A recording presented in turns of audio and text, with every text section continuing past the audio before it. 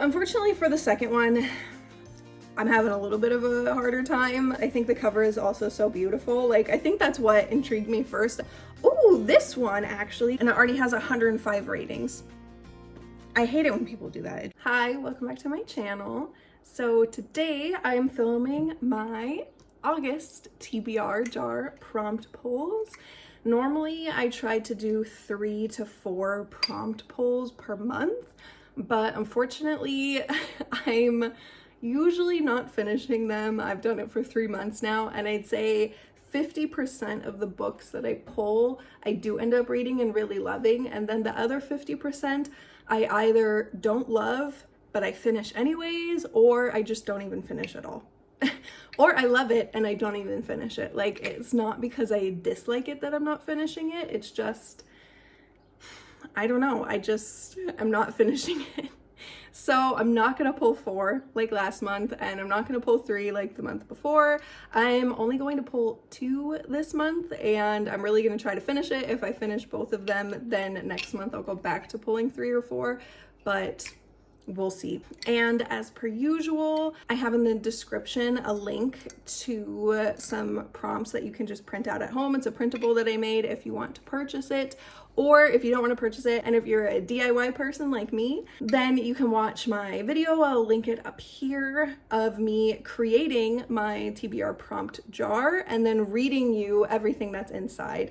It's, I believe, maybe almost 80 prompts that are in here, give or take. I have genuinely no idea anymore. I did it and then it's out of my mind, and that space has been taken up by something else already, so I'm not really sure, but it's definitely in the vicinity of 100, and I read you all of them and I walk through the process of making it. So if you want to make your own and you haven't yet, you can check out that video. But I am just gonna get started and pull my August prompts.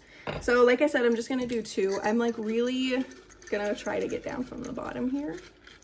We'll see. I'm gonna be honest right now, I really want to read Kenley Davidson. So if anything is even remotely applicable to Kenley Davidson, then I'm reading it.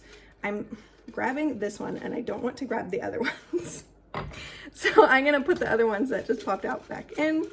All right, and then again, I'm gonna try to go from the bottom. It just makes me feel like it's more random. I know it's not because it's all random, but all right. And then I got this one. There is a book with a POC protagonist, so that's a person of color protagonist, and then a book from the 1980s. All right, so I don't really think Kenley Davidson is gonna apply for either of these actually, and I already know the book I want to read with a POC protagonist. And the book from the 1980s, I genuinely have no idea. So I'm going to research on my computer real quick and pull up some options, and I will be back in a second. Hi, I'm back. I just very briefly pulled up Goodreads, and I've already decided what book I want to read for the book with the POC protagonist.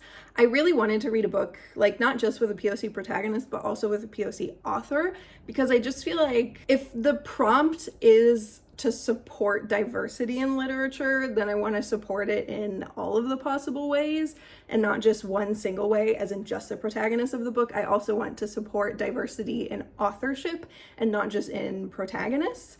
And so this book I've had on my TBR for honestly forever. It's an urban fantasy, which that's the only reason I've not read it so far, because I really don't like urban fantasies in general. I feel like it's just a very weird combination of fantasy, which in my mind is like olden days, like old-timey kind of fiction, and then really like modern fiction, like with cities and with modern language and everything, and it's weird to me personally, and so that's the only reason why I've not read it so far, but I'm just gonna power through because I think I'll like it. It also says it's a retelling. I'm not really sure what it is a retelling of. And fantasy, young adult, romance, fiction, young adult fantasy, urban fantasy retellings. And that is Legendborn by Tracy Deonn. And it's the Legendborn cycle #1. And it looks like there are 3 primary works for Legendborn. There's Legendborn, and then Bloodmarked, and then Oathbound. And it looks like Oathbound, the expected publication is 2025, which in general, I don't start a series if I know that it's not yet finished, because I like to just go through, if I like the series, like immediately and just get them all out. But this one, since the expected publication is just next year and we're already more than halfway done with 2024, and because the other ones are done, then I think it's fine. So yeah, I'm gonna read that book for that prompt. I think the cover is also so beautiful. Like, I think that's what intrigued me first. I saw the cover somewhere and I just had to look up the book because it was such a cool cover. And then I thought, actually sounds kind of cool. And as always, you know, I'll like put the description on the screen. I'll put it right now so that you can pause the video to read it, because I'm just gonna quickly flash it on the screen. So pause it if you want to read more about it. So unfortunately for the second one, I'm having a little bit of a harder time. Books that were published in the 1980s, I pulled up on Listopia on Goodreads, and I'm just gonna look through it. You can see, like, if I've already put it on my TBR, then it's not like a green where you can click on it to click one to read. It has a green check mark and it's gray. So I'm just really quickly gonna go through and see what's gray. And it's by votes, and the number one is The Handmaid's Tale, which is on my TBR, but I don't know if I want to read that. I don't know. I'm very uncertain if I want to read it or not, because honestly, it's kind of gruesome sounding to me. Like, I don't know, just anything where there's like that type of violence against women. Like, if there's any of that, I just have a hard time with it, and so I don't know. There's also Ender's Game. I actually read that when I was younger, most of it, I think, but not all of it. There's also The Color Purple by Alice Walker. Another one that I have on my list is It by Stephen King. Still never read that, even though it's so popular. That one might be a good one. I'm gonna put that in a new tab just in case. We'll see.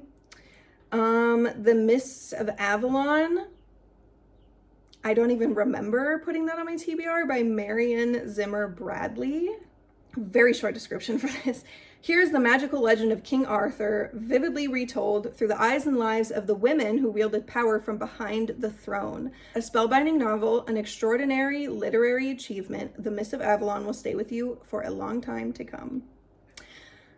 I don't know. There's also Perfume, the Story of a Murderer by Patrick Suskind, which I also, again, I don't know if maybe that's too gruesome for me. I have it on my TBR, but I don't know if I actually want to read it. It's like definitely one of those. Howl's Moving Castle, I've already read that. My gosh, there's really not that much. Pet Sematary by Stephen King. V for Vendetta by Alan Moore. I actually didn't know that was a book. That's interesting. Oh, it's a graphic novel. I mean, that's not bad. I could read a graphic novel, but I'd prefer, I think, to just read an actual novel. The Essential Calvin and Hobbes. That would be nice. Ooh, this one, actually, The Gunslinger, The Dark Tower #1 by Stephen King. I've thought about reading that for a very long time. I'll put the description on the screen real quick. It's, I believe, a movie, and I've not actually watched the movie fully. I think I watched maybe a 5-minute recap on YouTube or something, and then I put it on my list of movies to watch. And I don't know, this just sounds interesting to me because it's like a fantasy science fiction Western. It's a weird combination, and I love so much the TV show Firefly. If you've not watched it, you should watch it. It's really bad graphics because it's quite old, but it's like a masterpiece. It's so good. It's one of my favorite shows ever. It maybe takes some time to get into it if you've just started it. My husband refused to watch it, but I just kept playing the episodes when he would sit down. And I would say maybe on like episode 3 or 4 or something, he actually really got into it, and now he really loves it also. And that is also a science fiction, fantasy, Western kind of TV show. It's basically cowboys in space, which sounds so strange, but it really fits. And I feel like The Gunslinger is giving me similar vibes. I don't know if I'm completely off with that.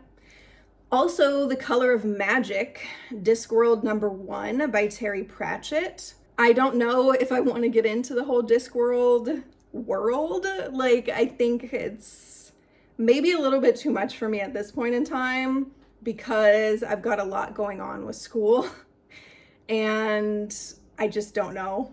I don't know about that. There's quite a few Stephen King books. This was like really Stephen King's time. I'm basically already down. I've gone through 100. I don't know.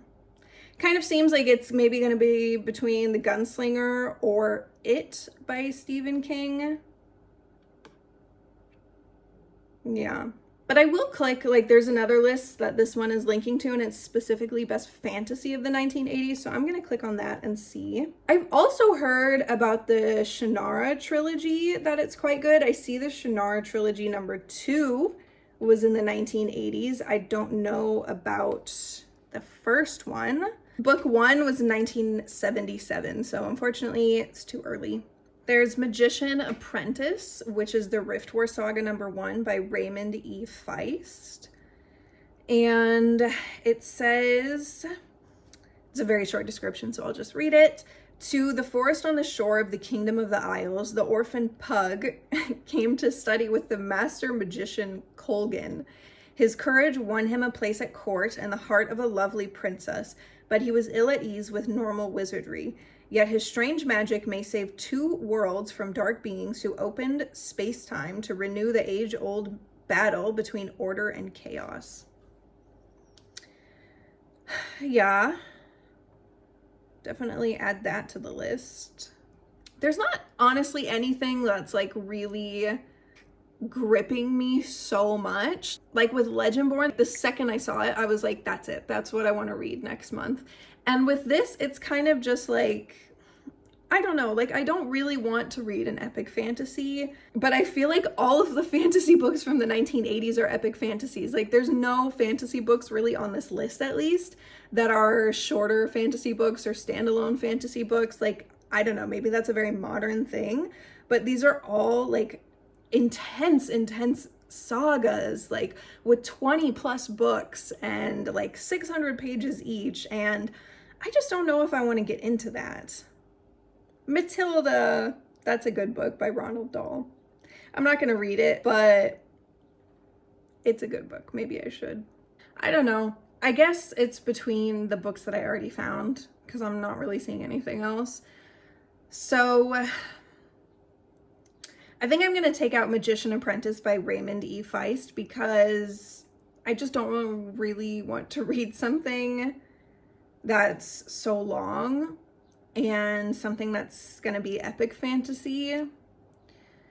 So then I'm down to The Mists of Avalon, which, whoa, I just saw that is 900 pages almost. So I'm going to take that off the list because I don't really want to read that. And Stephen King's It, 1,168 pages. No way. Crazy. I had no idea it was such a long book. My gosh. My goodness. No. I don't want to read that at this point in time.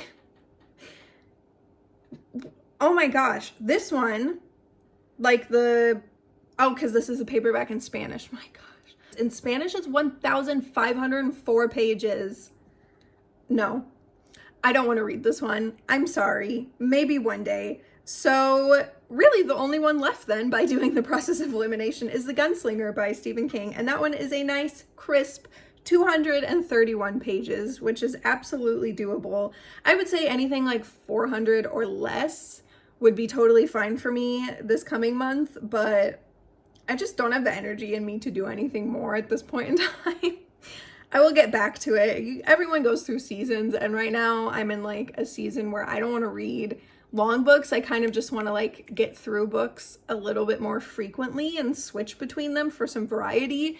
But I'm sure after doing that for an entire month, then I'm going to go back up and then I'm going to want to read some longer ones or like a full series. But I think for now, this is perfect. So I will be reading The Dark Tower #1, The Gunslinger by Stephen King, and also Legendborn, the Legendborn Cycle #1 by Tracy Deonn. And I'm really excited. The Gunslinger has 3.92 stars and just over 600,000 ratings. There's just 7 main books. It definitely goes up, the ratings. Like the final book has 4.28 stars, 4.2 stars for book number 5, 4.26 stars, 4.25 stars. Honestly, it looks like the first book's the only one that's under 4 stars. So if I get into the series, I know that it continues to be good and it's not one of those unfortunate series where it just goes really downhill. That's a good thing at least.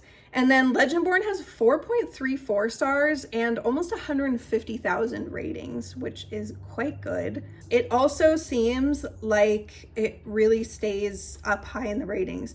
The second one has 60,000 ratings and 4.32 stars. And the third one, it's not even out yet and it has 4.75 stars and 105 ratings. I hate it when people do that beforehand. I don't know why people do that. Like if you do that, can you please explain to me why?